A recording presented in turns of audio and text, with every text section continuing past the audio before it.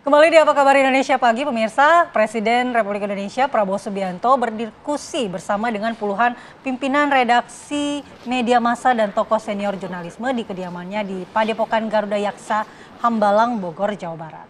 Pertemuan yang diawali dengan makan siang bersama, kemudian diskusi ini digelar di ruang perpustakaan selama kurang lebih 6 jam. Prabowo dan para pemimpin media massa ini saling bertukar pikiran terkait isu terkini yang sedang berkembang. Di mana menurut Prabowo media memegang peran penting sebagai ujung tombak penyampaian informasi yang utuh dan terpercaya kepada masyarakat. Prabowo mengatakan pertemuan ini digelar setelah hampir 20 bulan sejak pertemuan terakhirnya dengan para pimpinan redaksi pada 18 Juni 2023. Pertemuan itu ditutup dengan makan malam bersama serta diakhiri dengan bercengkrama di meja makan dan foto bersama. Baik, tampaknya menarik sekali pertemuan di Hambalang ya. Betul. Semua pemimpin media hadir di sana, baik itu TV, online. Hangat, begitu hangat iya, ya begitu hangat, begitu Tapi kan akrab. kita juga penasaran apa sih yang kemudian Dibicarakan diperbincangkan di sana begitu. Gimana malah? Untuk mengetahuinya secara langsung sudah hadir pemimpin redaksi TV1 Bapak Lalumara Satriawangsa yang kemarin hadir langsung Hadir di juga sana. di Hambalang ya. Selamat pagi. Selamat pagi, Pak pagi, Mara. malam, pagi. Ya, Pak Mara, kita mau tahu kalau kita lihat kemarin suasananya begitu akrab, begitu hangat, apa sebenarnya yang dibicarakan oleh Presiden Prabowo Subianto dengan para pimpinan media? Ya, pertama beliau mengundang kembali para pemret yang sebelumnya saya tidak hadir, ya tahun 2023 sebelum beliau terpilih jadi presiden, dan sekarang beliau mengundang untuk berdiskusi kembali. Banyak hal yang disampaikan oleh beliau, misalnya soal efisiensi anggaran, bahwa apa yang ingin dicapai daripada efisiensi anggaran ini, kan targetnya kan yang pertama itu 300 triliun, kedua 300, totalnya nanti hampir tahap 3 itu kan 750 triliun. Dan untuk pertama ini kan dari 300 triliun itu kan 100 triliunnya untuk makan bergizi gratis yang nanti itu penerima manfaatnya itu sampai akhir tahun 2025 ini kan sekitar 85 juta orang termasuk ibu hamil loh.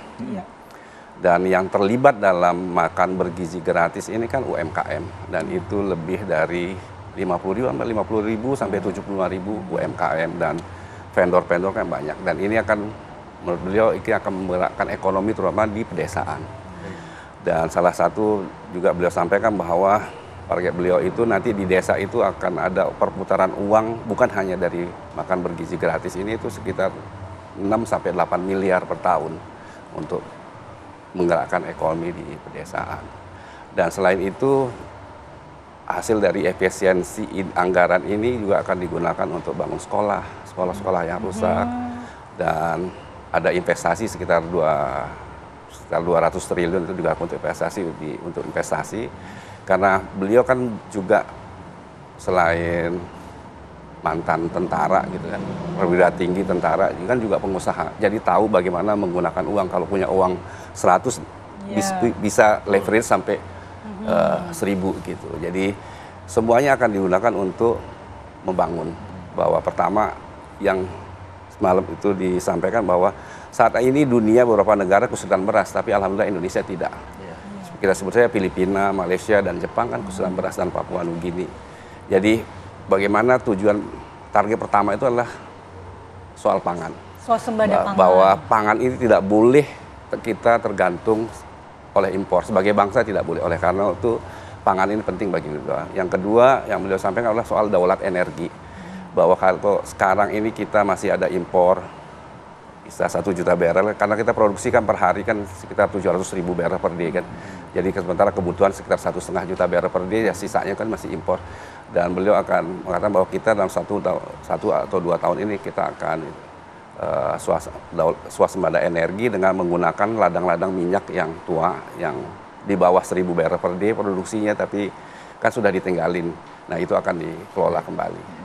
Tapi kan kalau kita melihat tadi Pak Mara juga sudah menjelaskan terkait efisiensi yang dijelaskan oleh Pak Presiden Prabowo Subianto. Nah, kalau menarik sekali kalau kita berbicara tentang program efisiensi ini kan banyak yang kemudian menyalahartikan apa yang disampaikan oleh Presiden Prabowo Ya, memang Subianto. ada informasi yang tidak sampai secara betul. menyeluruh. Misalnya anggaran pendidikan. Anggaran pendidikan, malah beliau menambah anggaran pendidikan. Tidak ada anggaran pendidikan yang dipotong. Anggaran demikian juga anggaran kesehatan. Gitu. Jadi yang dipotong itu adalah atau lebih tepatnya realokasi menurut persepsi saya, realokasi. Jadi misalnya dana perjalanan dinas itu kan dikurangi, ya dipindahin ke yang lain. Misalnya dana studi banding yang dulu dianggarkan ada studi banding lah dipindahin ke yang lain. Dana seminar ya dipindahin ke yang lain. Dana FGD atau dana, jadi di akhir tahun yang seperti biasanya yang kita ketahui itu kan ada istilah ngabisin anggaran, itu tidak akan terjadi lagi di era Pak Prabowo. Jadi anggaran akan digunakan tepat guna. Itu pada yang tujuannya adalah untuk membangun, untuk kesejahteraan rakyat. Pak Mara, ini kan kita juga tidak bisa pungkiri bahwa di 100 hari kerja Presiden Prabowo ini ada riak-riak termasuk demonstrasi. Beliau mengakui bahwa masalah itu banyak, beliau mengakui. Dan soal ada demo ya biasa aja, beliau kan bagian berkata. Tapi justru beliau bertanya, ini yang beliau lakukan ini kan efisiensi, harusnya kalangan intelektual juga harusnya senang dengan efisiensi ini. Gitu. Tapi kok ada demo. Nah, oleh karena itu ya tugas kita sebagai media adalah kan menyampaikan informasi. Tell the truth, nothing but truth, the whole truth kan. Yes. Kita dapat informasi yang akurasinya, yang sudah dikatakan, ya itu ya kita harus sampaikan. Misalnya memang tidak ada pembahasan anggaran pendidikan, ya kita harus sampaikan. Gitu bahwa ini tujuannya untuk ini ya kita harus sampaikan. Apalagi nanti beliau menyatakan bahwa hilirisasi itu jalan, bahwa beliau kan yakin bahwa negara kita ini sangat kaya. Tapi kita selalu mengekspor bahan mentah. Misalnya beliau contohkan semalam bauksit. Bauksit itu ya sampai di ujungnya kan kita bisa sampai 29 kali sampai 50 kali dibanding nilai tambahnya dibanding sekarang. Nah itu akan dibuat smelter-smelter termasuk soal nanti mengurangi LPG melalui produk turunan batu bara. Kita batu bara cair kan itu bisa diganti. Jadi uangnya ada dari efisiensi ini. Kalau mungkin sedikit saja Pak dari pertemuan kemarin, apa sih sebenarnya di tahun ini yang menjadi target dari Presiden Prabowo Subianto dalam waktu dekat? Artinya kita nggak usah berbicara hingga 2029 dulu deh, kita berbicara di tahun ini apa yang sudah menjadi target? Ya pertama yang kelihatan sekarang soal pangan. Ya. Kan itu beliau melihat bahwa sebagai pemimpin alirannya seperti beliau bilang bahwa realis, yang tujuannya lah survival. Untuk bertahan ya memang pangan dulu, kedua energi. Habis itu ya ini, termasuk juga soal ibu kota negara juga tidak ada tuh bilang pasti dilaksanakan. Karena apa? Beliau bilang IKN tetap berjalan, tapi pemindahan ini kalau sudah ada gedung legislatif, gedung eksekutif, baru sekarang kan baru gedung eksekutif. Jadi beliau akan melaksanakan trias politika itu gitu. Tapi juga masih pembangunan juga di sana jalan anggaran 42 triliun jalan. Ya artinya kan iya benar masih berjalan begitu. Baik. Dikit saja Pak, mungkin Pak Presiden juga notice soal demo kemarin, apakah juga menjadi salah satu artinya tersentil perhatian begitu? Ya tidak selalu ini, tidak selalu demo dan tidak terlalu dibahas. Dan yang kami tanggapi, yang kami tafsirkan bahwa beliau menerima perbedaan pendapat itu. Tugas dia, tugas pemerintah adalah menjelaskan. Baik.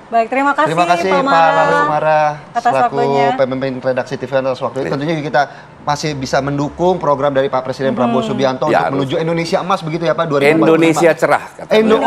Indonesia cerah sekarang bukan optimis.